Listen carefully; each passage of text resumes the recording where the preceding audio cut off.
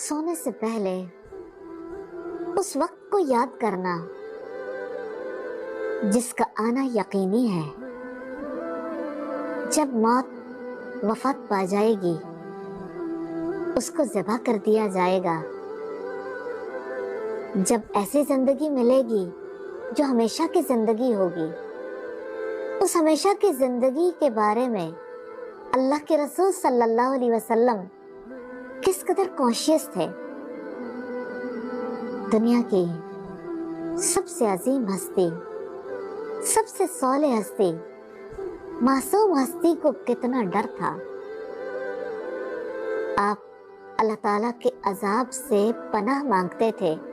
ہر رات کو سونے سے پہلے سیدہ حفصہ رضی اللہ تعالی عنہ کہتی ہیں کہ نبی صلی اللہ علیہ وسلم جب سونے کا ارادہ کرتے تو آپ صلی اللہ علیہ وسلم دائیں کروٹ پر لیٹتے اور اپنے دائیں ہاتھ کو دائیں گال کے نیچے رکھ لیتے اور یہ دعا 3 مرتبہ کرتے: اللہم قنی عذابک یوم تبعث عبادک۔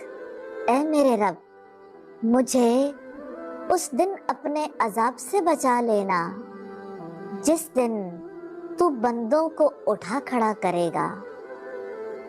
اس دعا کو اپنے سونے کے معمولات میں شامل کر لیجئے، دعا کر لیجئے۔